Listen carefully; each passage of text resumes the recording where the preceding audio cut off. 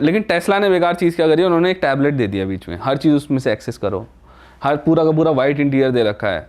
मतलब एक जो ह्यूमन फील होती है, ह्यूमन टच होता है, ना लेदर है ना वुड है ना मेटल के कुछ वो करा है। तो उन्होंने बोला है कि हम बहुत सिंपलिस्टिक रख के आपको गाड़ी दे रहे हैं।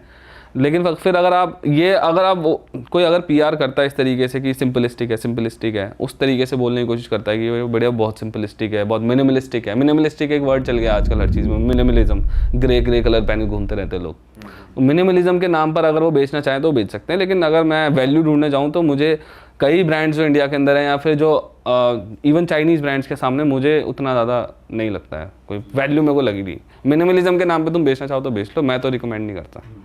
क्यों चाहिए मिनिमलिज्म? जब आप इतना पैसा खर्च करो तो मिनिमलिज्म क्यों चाहिए आपको? भाई कोई ऐसा ब्रांड है जैसे कोई भी आपका बजट हो, चाहे मतलब लग्जरी कार्स की बात नहीं मैं कर रहा, नॉर्मल अगर आपका कोई भी बजट हो, तो कोई ऐसा ब्रांड है आपका फेवरेट जो कोई हर रेंज में अच्छी गाड़ी दे रहा हो, या मतलब आपका फेवरेट ब्रांड या जो आप रेकमेंड करो? देखो 10 लाख के अंदर आप 10 नहीं 12 लाख के अंदर मैं बताता हूँ। पहले आप नेक्सॉन ले सकते हो, हॉट सेलिंग कार है इंडिया में नेक्सॉन, इस रेंज के अंदर आप ले सकते हो 12 लाख के अंदर। मतलब वो टॉप वेरिएंट्स ही मिलेंगे आपको, मिड वेरिएंट्स मिलेंगे या ऐसे वेरिएंट्स मिलेंगे जिसमें आपको सारे फीचर्स इंपॉर्टेंट वाले मिल जाएंगे। और इंपॉर्टेंट फीचर्स कौन से होते हैं मैं इसके बाद बताता हूँ गाड़ी के लिए ना, कि ये फीचर तो होने ही चाहिए, बाकी के ना हो तो चलता है। काइलैक ले सकते हैं, मिल जाएगी 12 लाख में। टॉप मॉडल तो नहीं मिलेगा, नीचे के मॉडल मिलेंगे, लेकिन उसमें स्पेसिफिक उतने फीचर्स आ जाते हैं जो आपको चाहिए। 3X तो ठीक गाड़ी है, ठीक है। और सबसे ज़्यादा जो लोग लेते हैं वो है ब्रेजा। इस प्राइस सेगमेंट में सबसे ज़्यादा ब्रेजा बिकती है। तो ये 3-4 गाड़ियाँ ऐसी हैं जो मेरे हिसाब से अच्छी हैं। हाँ। फिर अगर मैं 15 लाख के नीचे बात करूँ तो एलिवेट का आपको मिड से नीचे वाला वेरिएंट मिल जाएगा। एलिवेट अच्छी गाड़ी है, एलिवेट एक्चुअली अच्छी कार है, मैं आपको बताऊंगा कि क्यों कह रहा हूँ अभी। अच्छा। फिर आपको मिल जाएगी जो अच्छी गाड़ी सेल्टोस मिल जाएगी निचला वेरिएंट। मैं क्रेटा ज़्यादा लोगों को बोलता नहीं हूँ, मतलब मेरे को लगता है कि इतनी भीड़ में क्यों जाना है, सेल्टोस ले लो। मिड वाला ऑप्शन थोड़ी आएगा इतने कम प्राइस में। मिड नहीं आएगा, नीचे के वेरिएंट। मैं आपको बता रहा हूँ कि इस वेरिएंट के अंदर भी आप ये गाड़ियाँ ले सकते हो। क्या करते हैं लोग कि जैसे 15 लाख है तो नेक्सॉन लेकर आ जाते हैं। मुझे क्या लगता है कि ऐसे तो फिर ब्रांड तो आपको अब नेक्सॉन 18 लाख तक जाती है, मैं तो नहीं लूंगा नेक्सॉन 18 लाख में, क्योंकि ऑप्शंस हैं हमारे पास, क्यों लेनी हो गाड़ी। और अगर कंपेयर करें काइलैक जैसे आपने बोला और ब्रेजा, तो उन दोनों में से बेटर कौन सी है? देखो दोनों के अपने एडवांटेजेस और डिसएडवांटेजेस हैं। टेस्ला जो काइलैक है ना, उसमें TSI इंजन आता है। देखो अगर मैं TSI का तो जर्मन नाम है, मैं वैसे बता देता हूँ, गैसोलीन डायरेक्ट इंजेक्शन इंजन होता है एक। उसमें क्या होता है, पोर्ट में फ्यूल ना डाल के वो डायरेक्ट सिलेंडर में फ्यूल डालता है, जो इंजेक्टर होता है, इंजेक्टर है ना। तो वो क्या होता है, उसमें over the period of time थोड़ा थोड़ा कार्बन जमने की दिक्कत होती है। वो सर्विस से ठीक हो जाता है, ऐसा नहीं है कि वो कोई आपको दिक्कत देगा, लेकिन आपको थोड़ा उस चीज़ के लिए तैयार रहना पड़ता है कि मुझे टाइमली सर्विस करानी है इस गाड़ी की।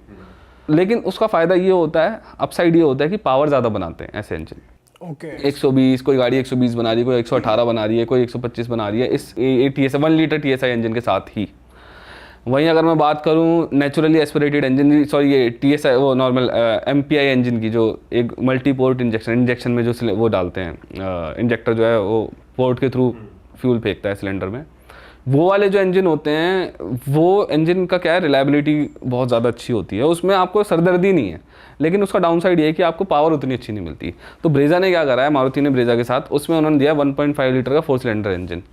इस इंजन का फ़ायदा क्या है कि एक तो बड़ा है, तो लो एंड टॉर्क थोड़ा अच्छा मिलता है। वो कहते हैं ना, नो रिप्लेसमेंट फॉर डिस्प्लेसमेंट, एक कहावत है पुरानी कि डिस्प्लेसमेंट बड़ी होगी तो इंजन गाड़ी पावर देगी ही देगी।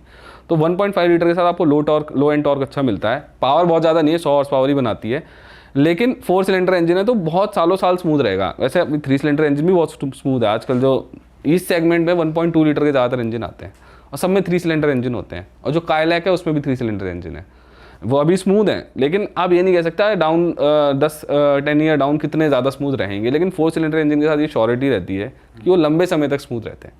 वहीं काइलैक के साथ ये है कि 3 सिलेंडर इंजन आता है, लेकिन पावर ज़्यादा बनाती है, 118 के आसपास, समवॉट उसके आसपास बनाती है। तो पावर काइलैक में अच्छी है, लेकिन अगर आप पीस ऑफ माइंड ढूंढ रहे हो ना, बिल्कुल मेरे को मारुति वाली गाड़ी चाहिए है ना, तो आप ब्रेजा एवरग्रीन गाड़ी है। हाँ, मतलब वो है कि किसी भी तरीके से बंदा यूज़ कर रहा है। लेकिन मैं मेरे को काइलैक पर्सनली, अगर मैं लेने जाऊँगा ना तो मैं काइलैक लूँगा।